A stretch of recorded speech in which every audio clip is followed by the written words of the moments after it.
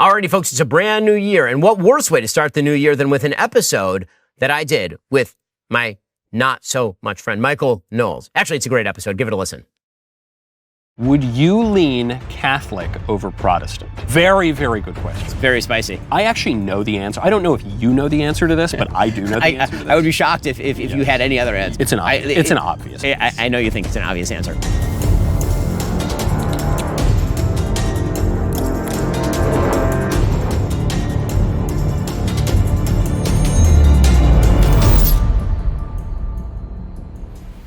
Welcome to Yes or No, the bibulous battle to discover who knows whom better.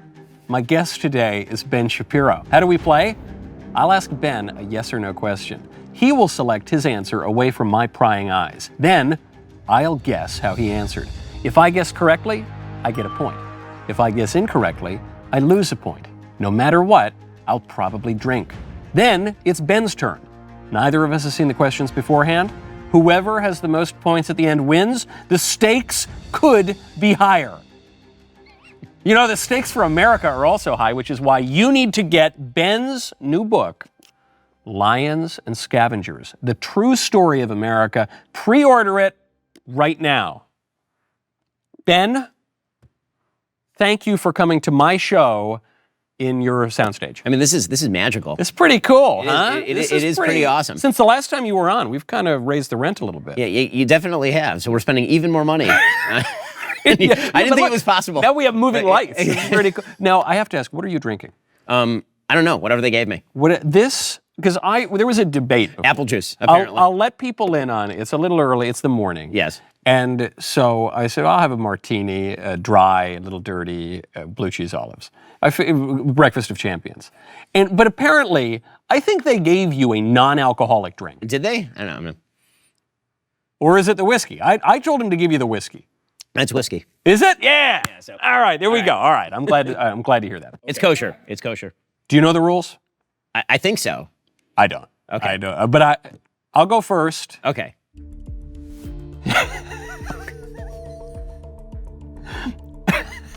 If I were running for president of the United States, would I need to kiss the wall? Do I have to? Wow, that's a very realistic. The AI has gotten good. Professor Jacob, your co-religionist, made this up on AI the other day and showed it. This is not my first time seeing this picture, but the question is a serious one. Both parties, yes. People go to the wall in Jerusalem. Yes. If I were running, would I need to kiss the wall? You have to get. I'm going to answer, and then I think you have to guess what I would say. Yes, okay. Okay, you ready? Okay. What does Ben think? That you would have to do, yes. Okay, I can see Shapiro-esque arguments for both answers here. You would say, no.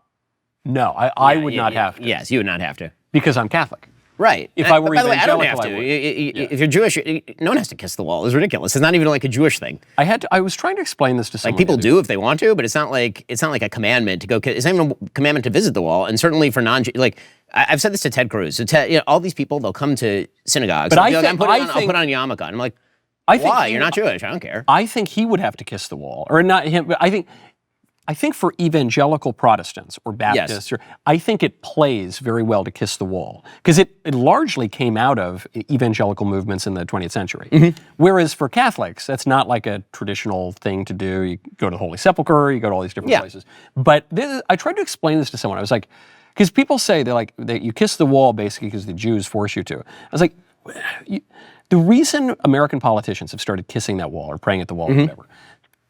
I think, I don't know, maybe you tell me if the Mossad has any other view. It seems to me the reason is because evangelical Protestants have played a huge role in American politics in both parties, especially in the Republican Party, and they tend to be into that religious ritual.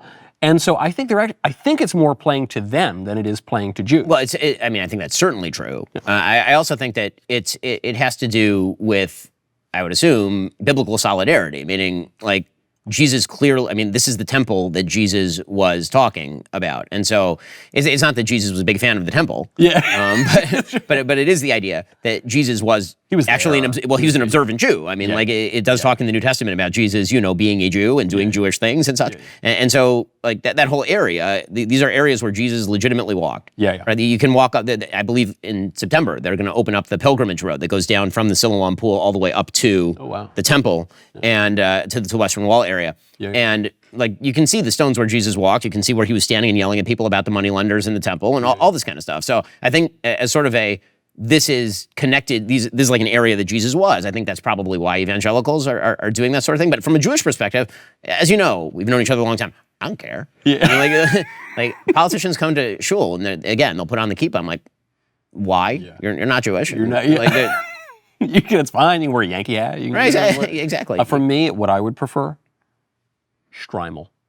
Well, I mean that's pretty slick, right? I mean, if you're going to go like the old school Polish garb from 1750. The Polish nobility. That's where it came from. Then you should totally do great. that. I'm too cheap for them, though. Apparently, I've heard they're very expensive. But for all the anti-Semites in the audience, actually, what we mandate is that you wear like fully the side lock, and also you have to have a radio near the Western Wall to shut it all down. You do. That's actually where they tell you, all right, he's coming. He's coming. He can be president now. He can. Okay. You're up. Okay. No clear answer. Okay. Do you, Michael Knowles, have dual loyalty to the Vatican?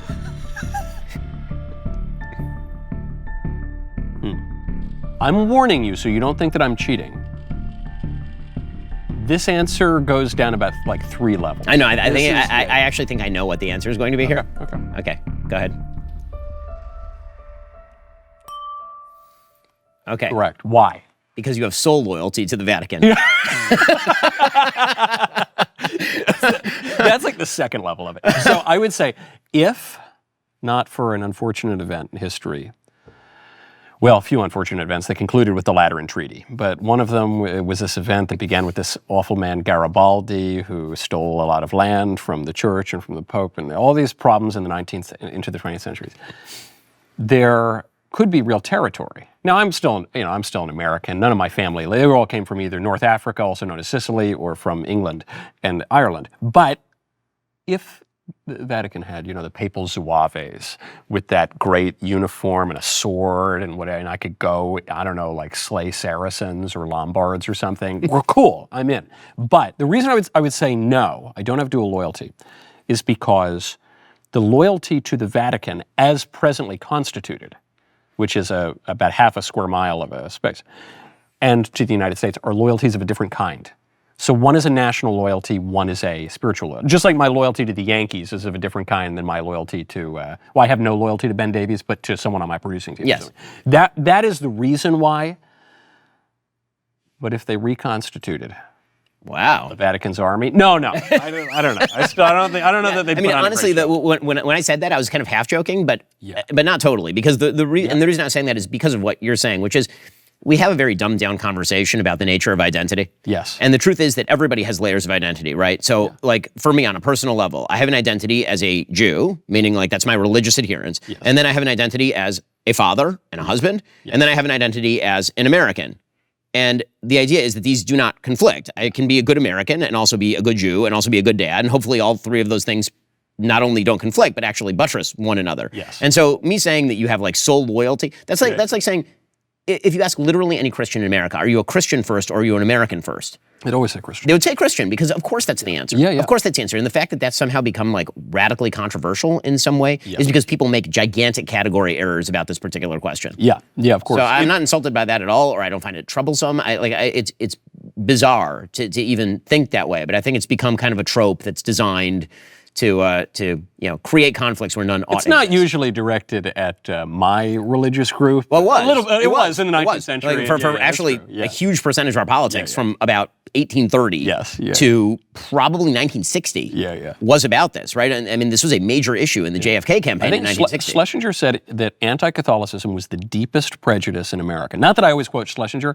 but that was a real reality. It was a real thing. I mean, watch Gangs of New York, right? I mean, like this is a real thing. Yeah. But it is funny because this is kind of what pluralism is, which pluralism can be taken to too great an extreme. But it's like, obviously there are different identity layers of identity. But this is, whenever we talk, The Westphalian system has to come up at some point, obviously. Of course. You know, I mean, we're of going Augsburg here. has to come up. We're like 7 minutes in. Yes, yes. But this is one of the problems. This is one of the many problems with the modern system of nation states, is it just complicates everything. Even the very notion of cuius regio eius religio, whose reign, his religion, it makes, am I a nationalist? Like, kind of. I also think empire is fine. I also think it's not, like, nation matters, but it's not the be-all and end-all of my identity.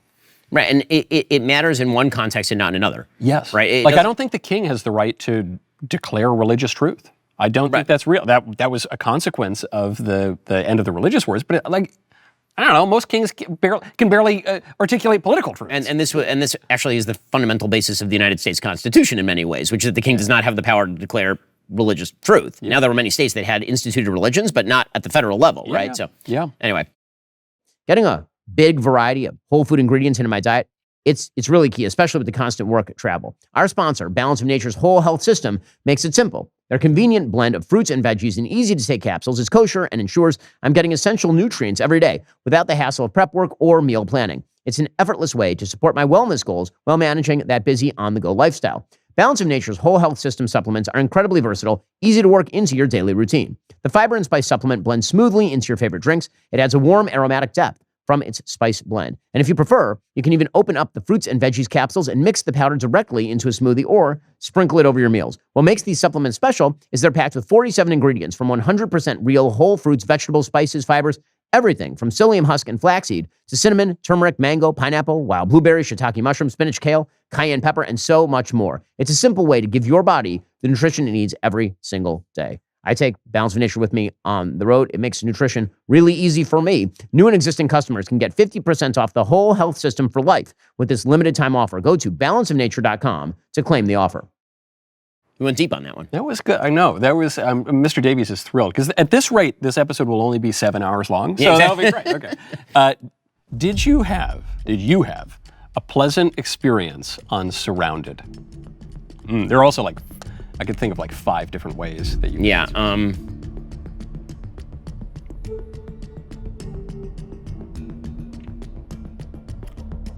I think you would say it was pleasant enough.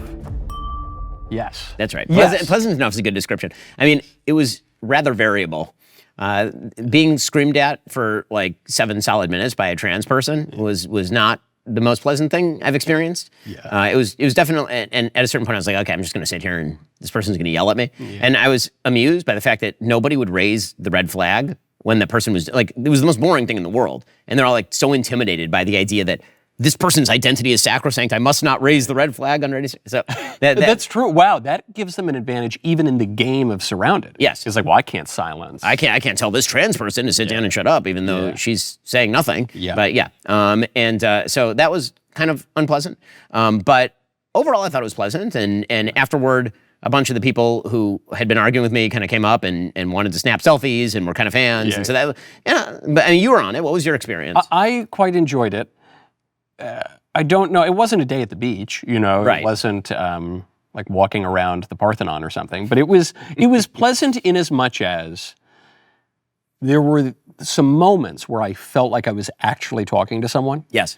There weren't many of them, but there were a few moments. This is right. The funniest thing about that show, and this I did find delightful, there was one kid on there. He was the kid at the top he was actually raised a traditionalist Catholic. He's kind of fallen away for now, but he'll come back. And but he very left wing and all this stuff, very pro LGBT. But I was sitting there, and he was starting to ask good questions. He was starting to go from angles of the natural law, and he was he was a little clumsy about it, but he was starting to get into a decent conversation. So of course they voted him off immediately. Yeah, exactly. That's exactly. Enough of this. We just need some giant maniac to yell at you. Yeah, exactly. So I enjoyed it. The funny thing with that show, though, is I get a kick out of that environment. Some people have not done well on that show, and you did well on the show. But I've noticed, without naming names, some people have had a tough time because you can win for 2 hours of that show. If the show is 2 hours and 2 minutes long, you can win 2 hours of it. If you flub for two seconds, it's very high pressure. It's very high pressure. You lose. You look crazy. You look terrible. Because it all gets clipped. It's all about the clips that come out from the thing, for sure. Yeah. That is very, It's not as though the arguments that are being made are stellar most of the time. Most of them are pretty terrible. Yeah. But you're right. But that's now kind of the name of the game on the internet. And so if you do any sort of long form thing, the chances that if you screw up for 30 seconds, that ends up as like the featured thing on Twitter that day are very, very high. That's high stakes. Yeah. All right, you're up. All right, here we go. Would banning TikTok save more lives than banning fentanyl?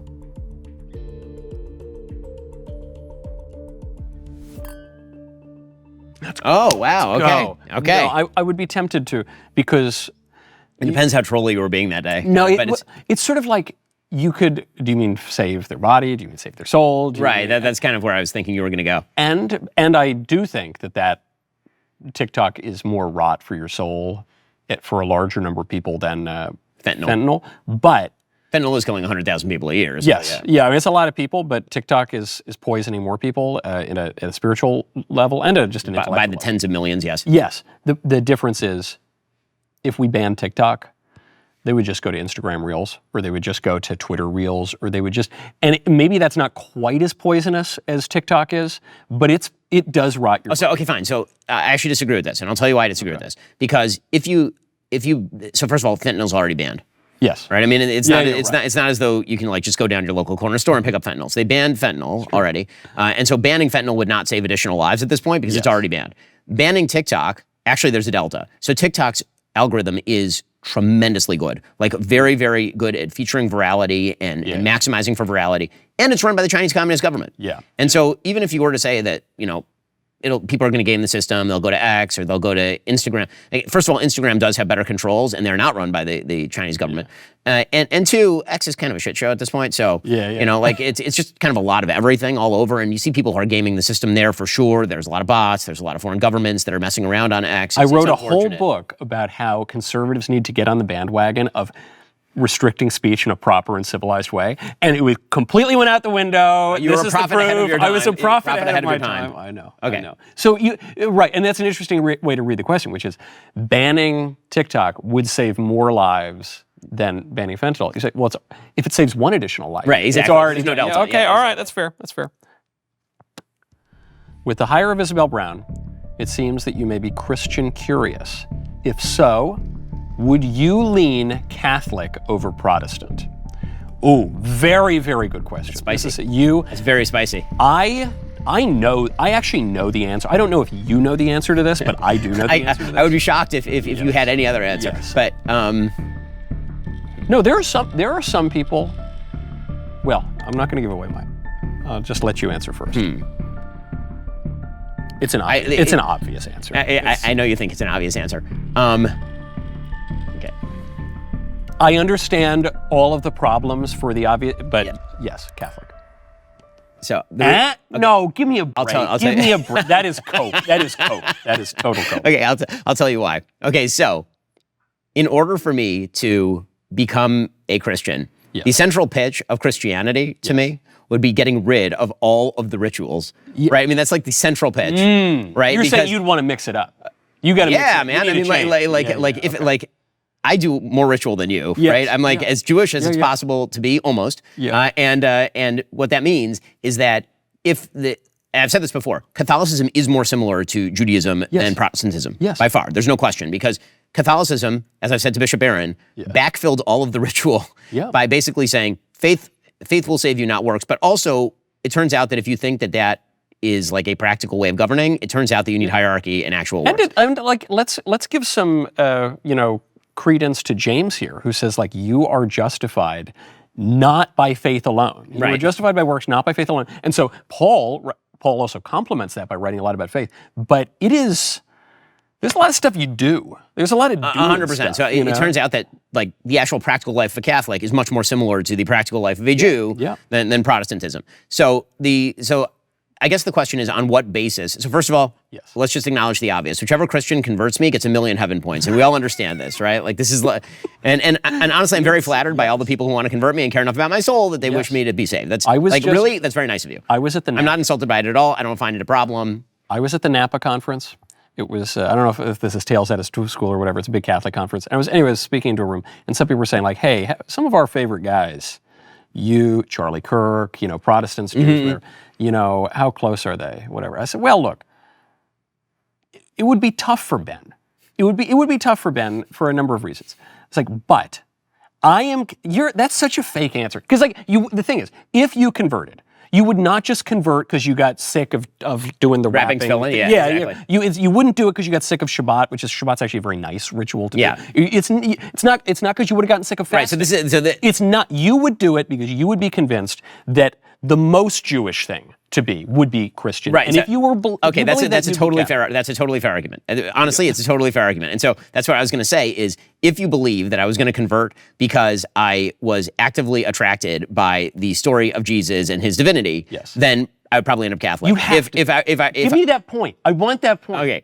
If, however, I were to convert because I just got sick of the Jewishness of it, I'd go Protestant, because honestly, you guys do a lot of stuff, and it's a lot. It's a lot. But you are right, Catholic. Listen, both the Pope and I wear kippahs. You can see the picture of us. His kippah's bigger than mine. Right?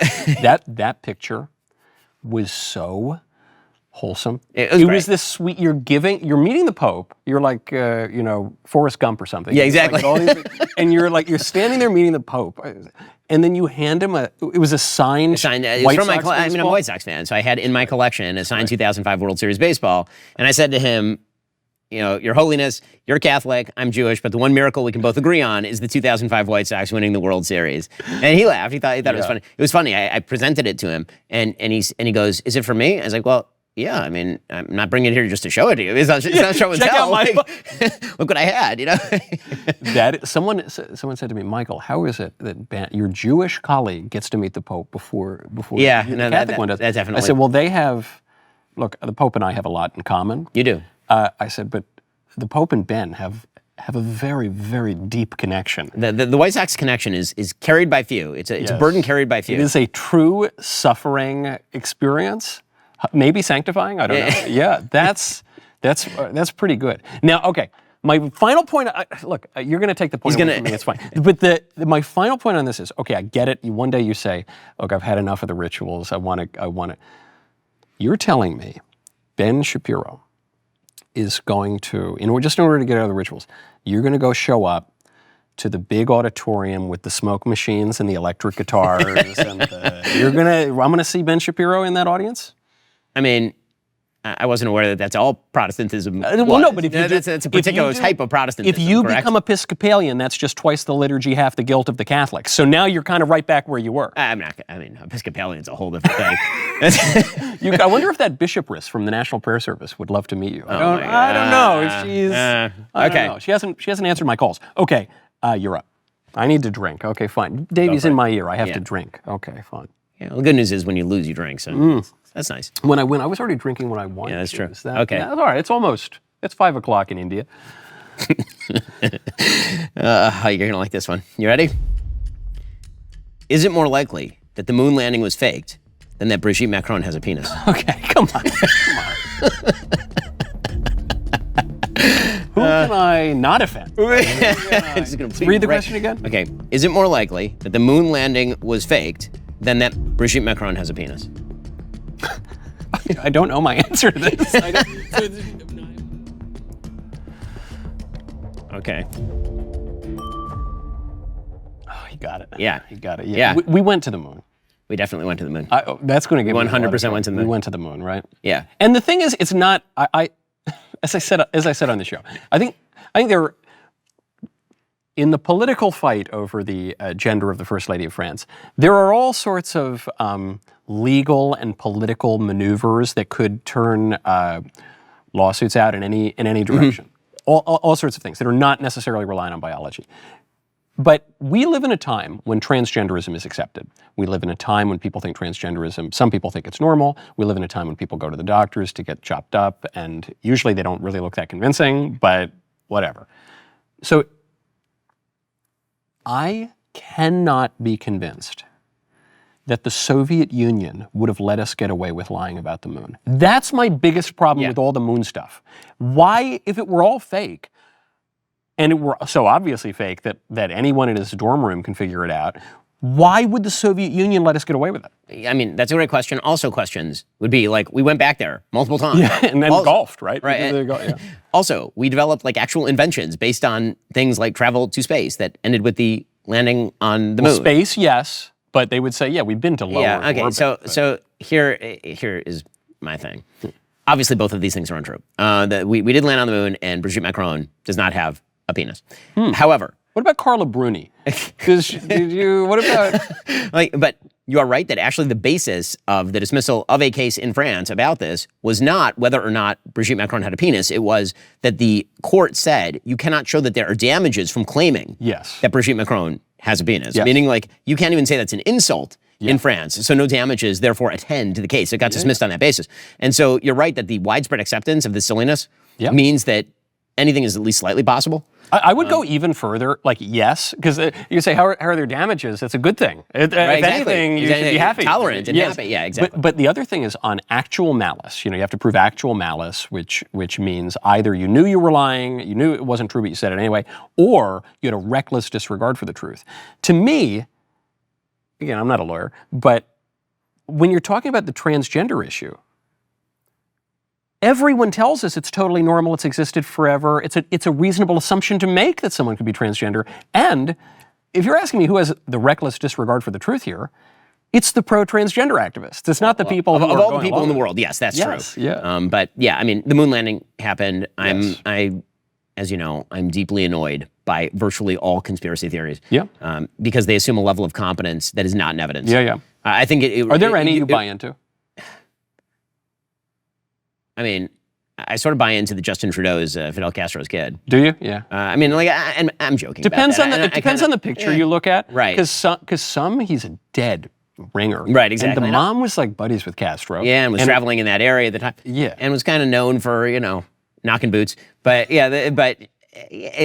But in general, that kind of conspiracy theory is more plausible to me because it does not actually, it involves a personal relationship, not an actual gigantic conspiracy that to accomplish a thing. Right, exactly. So if you're talking about like conspiracy between two people, that's a lot more plausible to me than every single person at NASA was complicit in the shooting on a soundstage, and everybody in PR, everybody at the Pentagon, everybody in the White House, all the media, they were all complicit in this gigantic. Have you seen how any of these institutions work? They're filled with humans, and humans are stupid and venal and bad at things. And like, I'm astonished that it would take more brain power to come up with the conspiracy about a moon landing than it would brain power to actually put a man on the moon. Yeah, I noticed something. I was totally opposed to all conspiracy theories. And then I got into some of them. I at least enjoy entertaining them. It's kind of an intellectual exercise. And they're kind of fun to go down. And then I got into them a little bit. And then I came out of them a little bit more. And the determining factor from stage 2 to stage 3 was when I was not in politics, I thought, whatever, everything the government tells me is true. Then I got a little bit into politics. I thought it's all a grand conspiracy. And then I got pretty into politics, where I am spending a lot of time in the halls of power and seeing with the players. And I realized they are human beings. Yeah, it's Veep. It's not House of Cards. It's definitely it's 99% Veep and then 1% people thinking they're in House of Cards. I think it's exactly right. I think it's exactly right. And the other thing that I think, the reason I went from like mildly amused by it to annoyed is that I do think that a lot of these theories are enervating and actually are driving negativity about the country. Meaning, I don't think that the moon landing stuff is just like, oh, it's fun to speculate about whether there's a moon landing. Who cares whether there was really a moon? It was more like America was never awesome. America wouldn't have been capable of that. You know, and it's kind of a rip on America, which I think sucks. Yeah, like America kicks ass. We did put a man on the moon. We beat the Soviets there. We took down their entire empire. Like, we are awesome. And can you please stop trying to? And I feel like every conspiracy theory, not actual conspiracies where there's actual evidence of people in a room doing a thing, like Anthony Fauci and Jay Bhattacharya or something. There are false flag attacks. That's real. Yes. There are actual like government operatives like Fauci who like conspire to cover up crimes and or cover up at least incompetence, Russiagate. That does happen. Yes, and then there's evidence of it, and then we can tell there's evidence of it. But so many of the like real conspiracy theories are really about just kind of in the end running down the country and also making you believe that you have no control over your own life, which is really my bugaboo. I hate that. I really hate it. Like, to me, the fundamental basis of Judaism and Christianity is if your life is screwed up, there's like a 95% shot that it was probably you. Yes, yeah. Right, like it's that, not 100%. It's not 100%. It's not 100%. No. Terrible things happen to people. Yeah. People have health problems. A brick falls from the sky and hits. Like things happen. Yeah, but yeah. most people's problems, most of the time, are at least partially caused by them On a long enough time scale. Yes, and this is a very biblical principle. Yeah. Right. The Old Testament, which I'm much more familiar with than the New. The Old Testament is very big on the idea that like you screwed up and then you got walloped. Yeah. Right. It's not like the gods were randomly fighting in the sky and then you just kind of like got knocked over. Yeah. Like this is you violated the rules and then you got walloped. And so that's in one sense scary, but on the other hand, it's actually quite empowering because it means that many things in your life are in your control. You see this in the New Testament though, when the parable of the man is in hell. And he says, "Oh no, I want to go back and warn my loved ones, that you can go to hell and everything." And he says, "No, why? You had all the prophets. You had I told you so many times. Like you think one more? No. But one more time, I'm going to go try to. That's not going to do it, man. You." And this is the thing about these people in their basements doing the conspiracy. Is your life better because you're doing this? Like, really, this is the thing. Is your life better because you're sitting in a basement theorizing about a shadowy cabal who's running your life? It would be if they could uncover, if the premise were true, if they could uncover the truth, if they could act upon the truth. Right, then fix it. Yeah, of course. In principle, it would be. But does that happen? Right. It's never. Do any of those things happen? No, they don't. Your turn, I think. I'm up. This question will follow a short video prompt. Speaking of. Wow. Wow, this is good writing. Because they knew that we'd be talking about that. Yes. And then now that you've seen more evidence. Wow, man, this is good writing. I never compliment their question writing. Wow. Now that you've seen more evidence, are you at least skeptical that Jeffrey Epstein killed himself? Oh my God. You just have the evidence. It's such a rigged question. Can we play it again? Wow.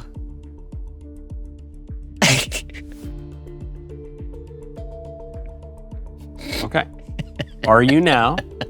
I thought Mr. Facts don't care about your feelings. I know. You're asking me not to believe my lies. Okay, ready? Yeah. You are wrongly going to say no.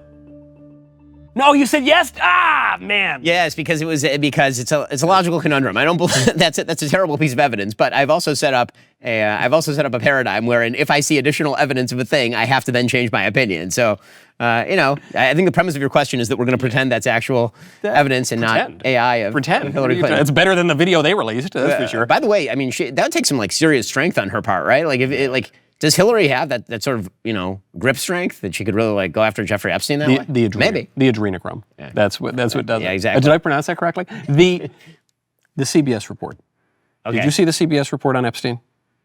Which one? The one that came out like a week or two ago, and it kind of just goes down the list of, okay, we've examined this video evidence, and it's not raw footage. The metadata show it's a screen grab. Also, there's like a cursor in the footage, and it's missing a minute, but it might actually be closer to 3 minutes, and it goes through even beyond the video. But within the video is important because it shows actually there was another person kind of on camera who they said was carrying linens, but was probably in an orange jumpsuit. And actually, you can't see the entrance to Jeffrey Epstein's cell. And actually, you can't. And actually. Then it goes through all of the confusions. I don't want to say contradictions, but contradictions in the government's reporting on this. I'm not saying he didn't kill himself necessarily. Mm-hmm. I'm not saying he, is the greatest super spy that's ever lived in the whole history of the world. There is no way we're getting the straight story. Don't you think? I mean, it depends on how you're defining the straight story. Why would they say they're releasing the raw video? Yes. Say the device is reset at midnight like it's 1993. Now, certain government agencies do because stuff from 1993. they literally, they literally were storing all government documents in a cave. Yeah, right. No, I get government agencies sometimes are like that. But you had, according to CBS at least, so I guess, they said high government source in Intel says that's not what's going on. The FBI has the full footage without the skip, without the frame reset, without... Come on, it's like, come on, man. 1 or 2 anomalies, I say, whatever, that's the government.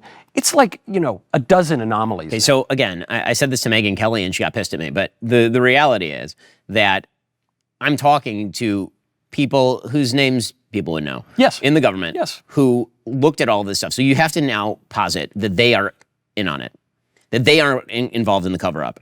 And knowing the people that I'm talking about, I do not believe that they are in on the cover-up. I don't think President Trump is in on a gigantic cover-up. I certainly think that the most extreme version of this case, which is that Jeffrey Epstein was a Mossad agent who's running child sex trafficking on behalf of Israel. And with compromise on Trump. With compromise on Trump, and then Trump is covering it up.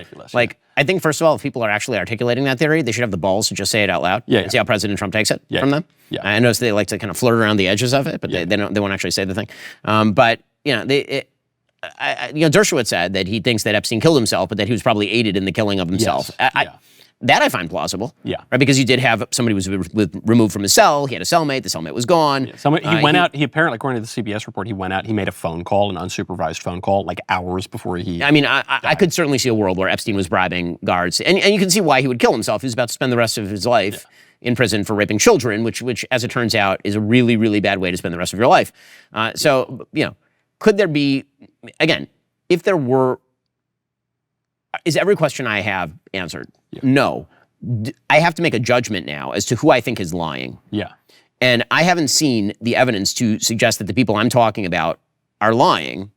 And if they are lying, I want to know why they're lying and what your theory of the case is I'll give you as to why they're lying. Okay, because my view, as is often the case, is probably the least popular view, but it's certainly correct, which is I don't think the government's being forthright. I think the government has contradicted itself many times on this. I think even just looking at the video was told on itself in a way, just the reset and the time and the framing and everything.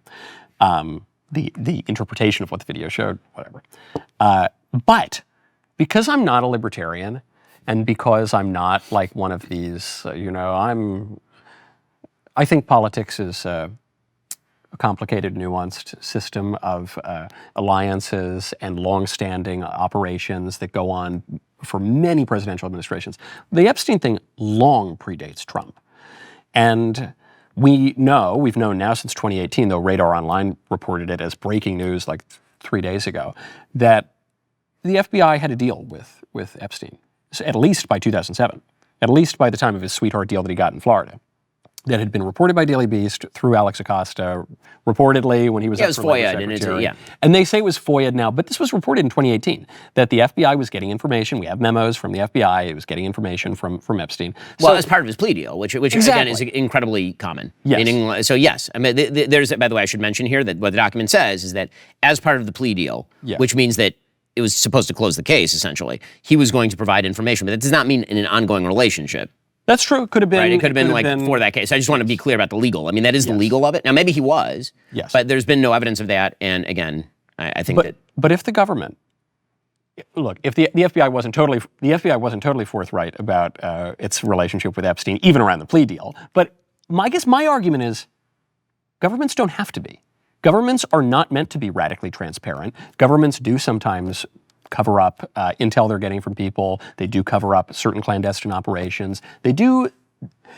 I think what the American people want on the Epstein thing is they want to know that justice is being done in some way. So I think that's true for some. I think what some people really, really want is for there to be a giant ring of pedophile rich people who control the world. And anything short of that is going to be insufficient to quell the unrest. Right. Yeah, no, that's true. It's like if a bunch of these people who are pushing this got what you said, which is, okay, here are the names of 3 low-level randos who Jeffrey Epstein trafficked girls to, and that's it, and we're prosecuting them, right? They would not be satisfied. No one would be satisfied. Certainly. Because what they actually want is for there to be this thing that happened. But because it's a nice thing to believe. Again, it goes back to the whole, there's a secret cabal running your life.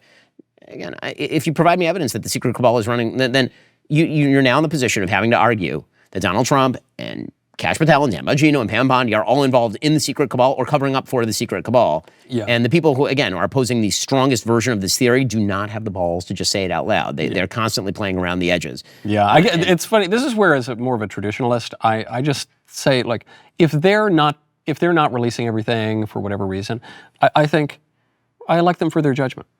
Well, I elect them for their judgment. So you and I are making kind of similar arguments here, meaning I don't know. I don't know what's in the files. You don't know what's in the files. But you know who knows who's in the files?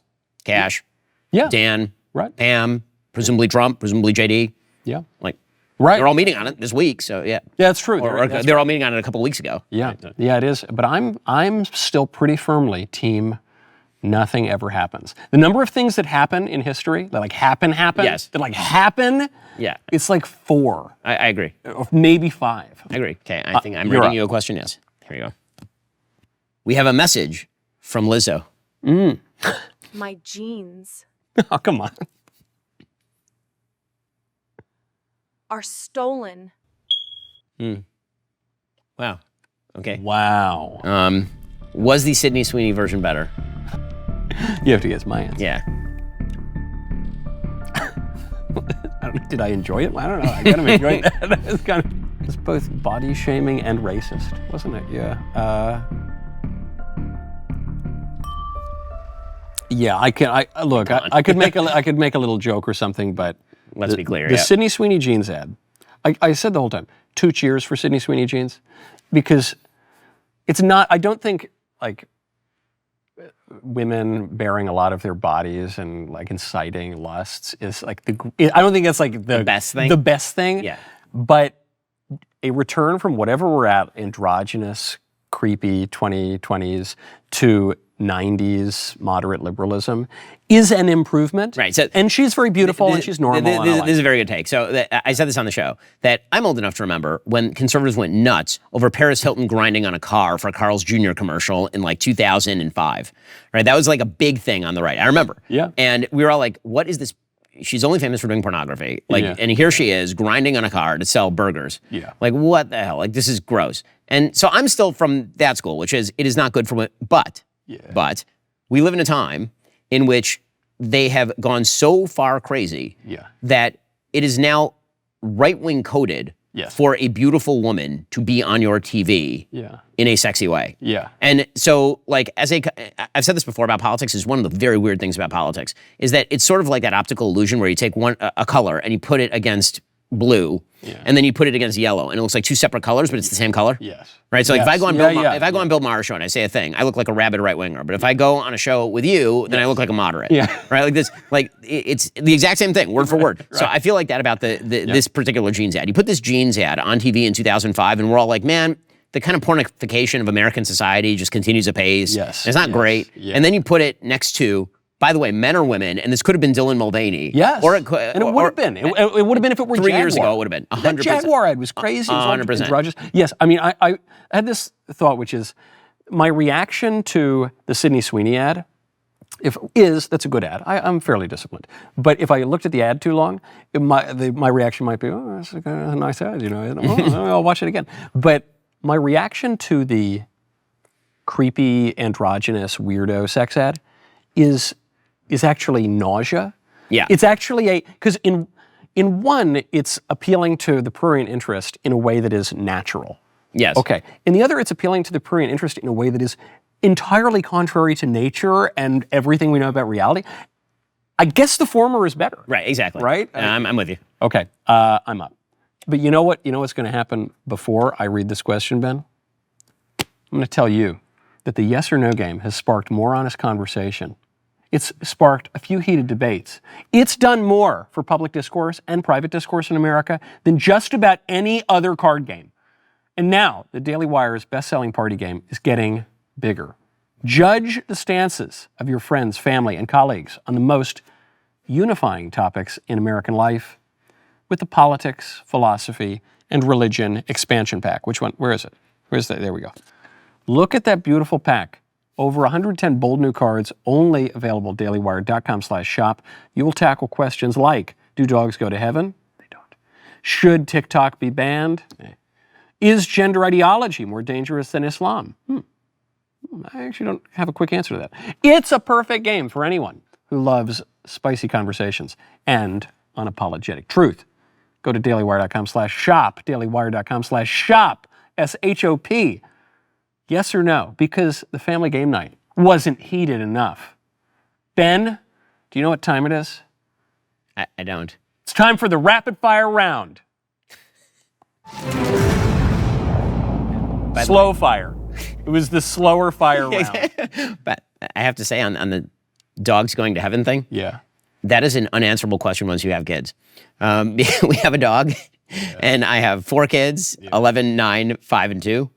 And I was asked this question. Yes. But you know the answer. Of course I know the answer. Yeah. And so you are left with two possible answers to a child. One is to lie, and the other is to also lie. It is to either say, yes, the dog goes to heaven, Yeah. or two, the dog never dies. Right? It goes and to so, a- right, I actually felt the second was less blasphemous. Yeah. So I went with, don't worry, we'll come up with medicines, and the dog will be 150 years old. Wow. You didn't even do like, well, maybe we'll send the dog to a farm. No, I didn't. In an ash box. Yeah, Or, you're not going to send him to a glue factory. No, I guess that's horses. I mean, my son did say this the other day. He for some reason was just in a dark mood. He turns to me, he's like, I'm very sad the dog is going to die.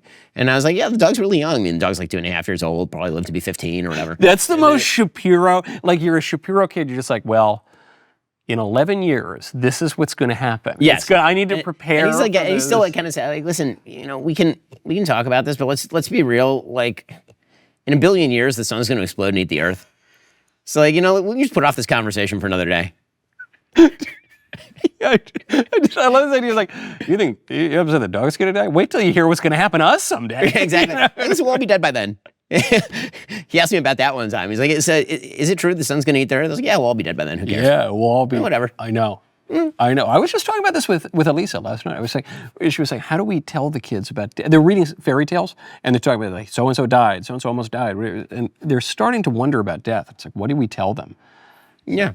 We're going to tell them brutal realities, which includes some hope, but it's going to be... By the way, I mean, death kind of naturally comes up in a biblical worldview pretty much all the time. Yeah. I mean, Yeah. like it's within the first few chapters of the Bible. Yeah. Like you're there. We were walking around a church in Italy, and so it's like, the tour guide said there's the skull over there of Saint, I don't remember what saint, and but it's very controversial, the veneration of relics. It's not controversial to me, but he goes, it's very controversial. I don't know if you want to see and then my 2-year-old just like, I want to see the skull. Show me the skull. There you go, buddy. My son, we were in Italy. We went to one of these. It was actually Malta. We went to one of these catacombs. Yeah. And they had unburied some of the. There's like a skull and some bones there. Yeah. And my son was like, I can't believe that. Like and so later he turns to me and said, Dad, I never thought that I was actually going to see that face to head. I was looking right at him. Face to face. Yeah, face to head. It was very funny. Now, Ben, do you know how to play this round? I don't. I don't either, but they put it in my teleprompter. 3 rounds, 30 seconds, no time to outthink each other. Okay, fine. That's Like speed shorthand checks, for okay. shut up. Yeah, okay. You're up. No, I'm up. I'm up. Okay. Ready? Rapid fire. Even though they're crafted in the likeness of pagan idols, are labubus... Labubus? Labubus. Or lababus, like a succubus, incubus. Are labubus totally fine? Yeah, you're going to say yes, you sicko. Oh, no, you said no. I thought you had one on your set. I mean, my producers put it there, but I don't approve what okay. it's like. Wow. My producers are like my children. I don't approve of what they do. Yeah, no, that's fair. Yeah, no, nothing named after and looking like a demon gets to go on set. That's crazy. Do you believe the remains of giants can be found? You're going to say no. All right. Yeah, because again, it gets into definitions. It's like, are we talking about like a giant back in biblical days, which means like some of the people around the office? Yeah, were, he's like 5'4". 5'8". Yeah, exactly. Given the overwhelming scientific evidence for the miraculous image on the Shroud of Turin, have you been shroud-pilled? I know the answer, but there's a good episode, if you're a doubter, of a show called Michael And that you can watch about this. Are you shroud-pilled? You are, for now, so far, going to say no. Correct. I'll watch your episode. Yeah, okay, the episode is good, and this is weird, it's with a Protestant. Whoa. I thought the Catholics were Whoa. the shroud people. Whoa, don't you automatically go to hell? For For bringing Protestants Jeremiah out? Johnston, he was amazing. And actually, another guy came in with the Sudarium of Oviedo. It's very good. And I was actually very glad because I said to Davies, I said, I thought only Catholics believed in the shroud. He goes, what are you talking about? I believe in the shroud my whole life. And anyway, you should watch it. You should watch it. I know nothing about the Shroud of Turin, so I will definitely watch it. Watch it, and then we'll see. Okay. And then do you go to the auditorium with the smoke-filled thing? And then we get to that second question. That's okay. Okay, here we go. Per words written, are your books more successful than mine? What? Okay, hold on. By word. By word. Yeah, for sure. Now, the thing is, if it had been copies sold, Right, then total, you've then written I would win. 100,000 Yeah, books. for sure. Okay, all right, I'll take that. Okay. But you contributed to that book. You I'll never contributed get a over word it. to that book. Yeah, it was the most important word. that was actually. key. It was the first word you And said. then I got you an agent for that book, and you got a second advance on that book. Well, for the rights. Yeah, for the rights to a blank book. Yeah, Yes, of course. I know. Yeah. Unbelievable. Does standing and sitting methodically during Mass count as physical exercise for you? Yeah, it does. Well, he forgot kneeling because he's a Protestant. He doesn't know about that. But it does also because I got my kids jumping on me the whole time. So that's like all the little muscles in there. All right. Are you surprised you've lasted as long as you have at this company? Are you surprised? I'll give an answer.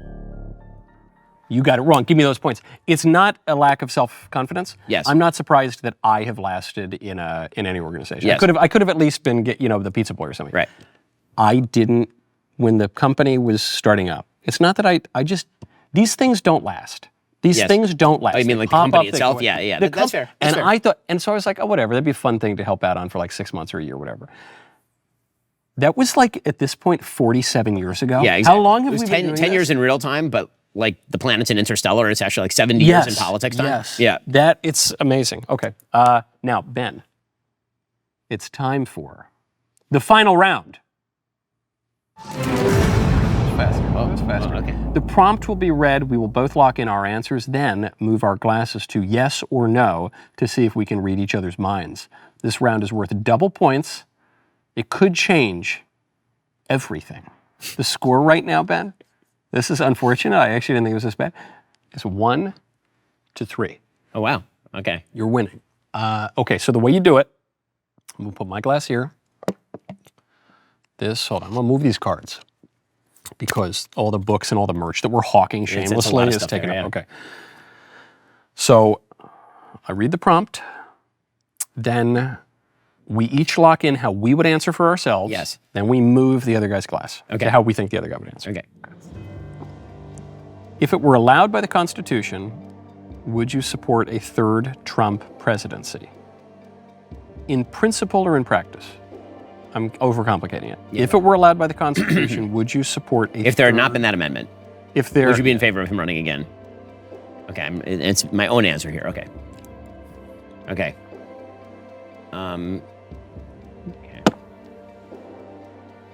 Correct. Wrong.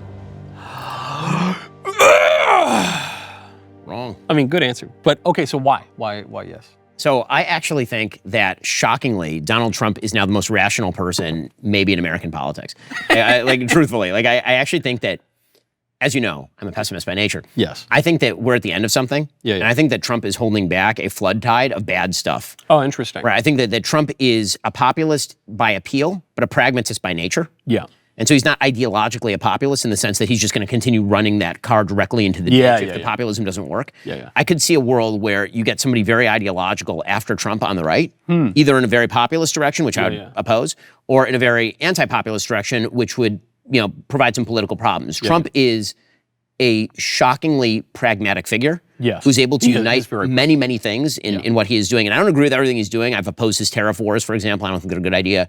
I've criticized some of the way, like firing the BLS head. I think there's stuff he does that I don't particularly love. But what I've said about him is that he's heterodox but responsive. And so he will do a thing that he'll break a long-established precedent. And at least half the time, that's very good. Yeah. At least half the time, that's really good. He's done this on foreign policy a lot, and I've loved it. He's done it some on domestic policy, and I've really loved it as well. Right, going after DEI, for example, which was like an untouchable thing. Breaking the trans momentum, like all of that. And so the question of a third term or not for him is because I don't know who picks up the mantle of sort of pragmatism in a popular way after Trump on the right, and I think what comes after him on the left is going to be egregiously awful. I came to the same answer. I have totally different reasoning. My reasoning is more in principle. I know this is unpopular in some quarters.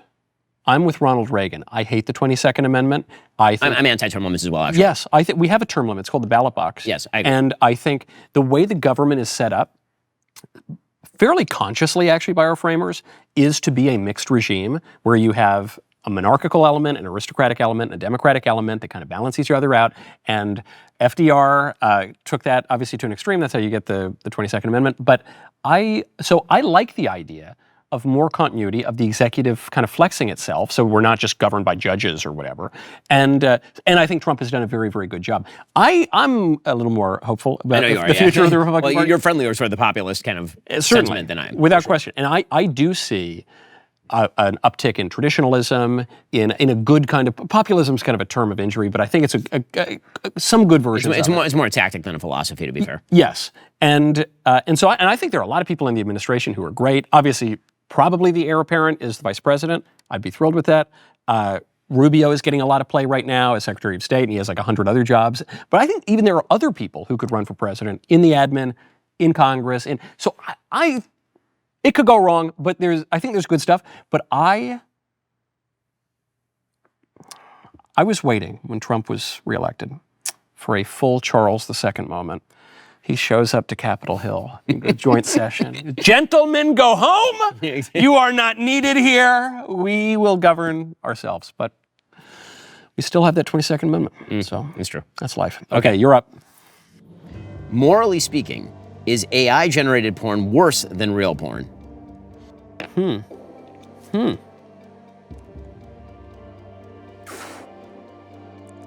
Okay. This is not, I don't have a confident answer on this. You're going to say no, and I'll barely say no.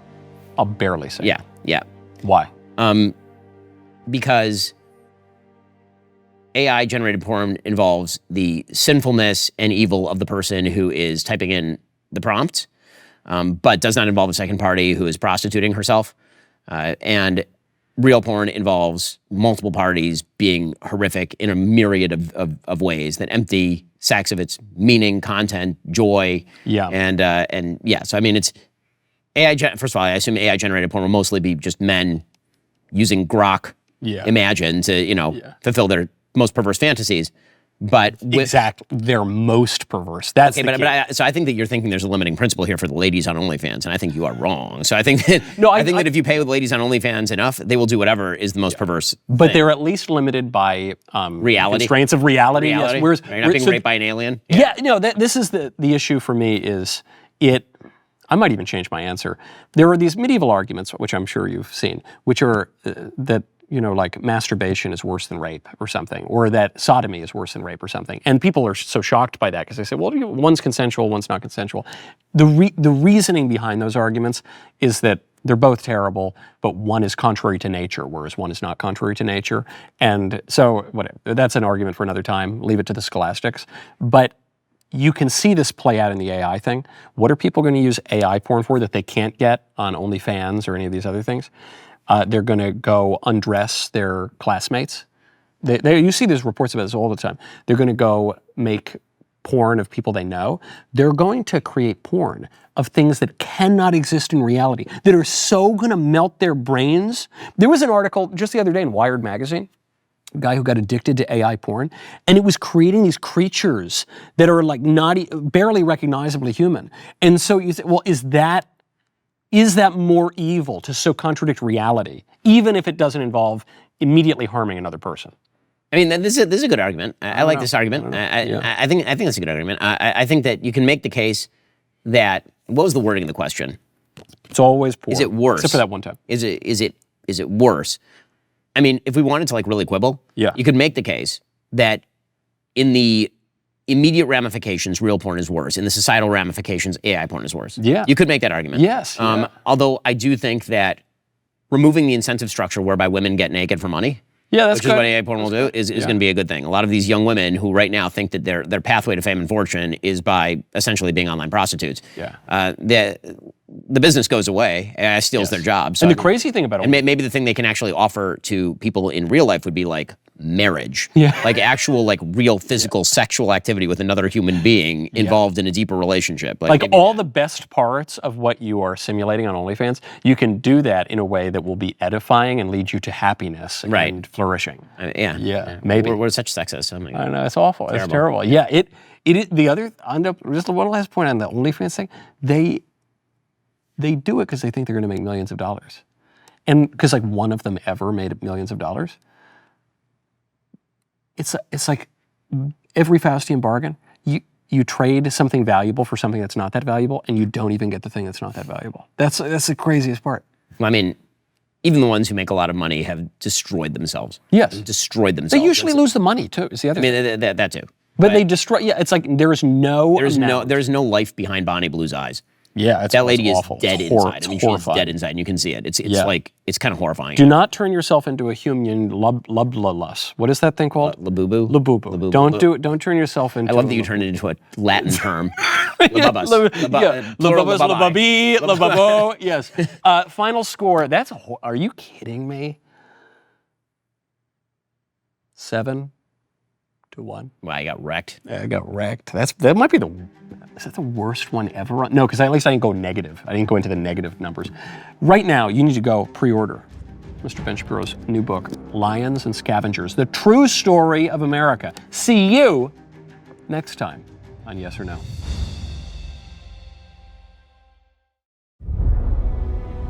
What was it like, Merlin, to be alone with God?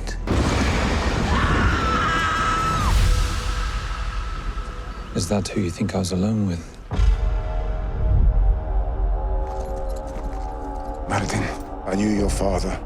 I am yet convinced that he was not of this world. All men know of the great Taliesin. Who am I, Father, that the gods should war for my soul? Princess Garrus, savior of our people. I know what the bull god offered you. I was offered the same. And? There is a new power at work in the world. I've seen it. A god who sacrifices what he loves for us. We are each given only one life, Singer. No. And we're given another. I learned of Yezu the Christ, and I have become his follower. He's waiting on a miracle, and I think you can give him one. Trust in Yezu. He is the only hope for men like us. Fate of Britain never rests in the hands of the great light. Great light, great darkness. Such things mattered to me then. What matters to you now, Mistress of Lies? You, nephew. The sword of a high king. How many lives must be lost before you accept the power you were born to wield? So clinging to the promises of a god who has abandoned you. I cannot take up that sword again. You know what you must do. Great light, forgive me.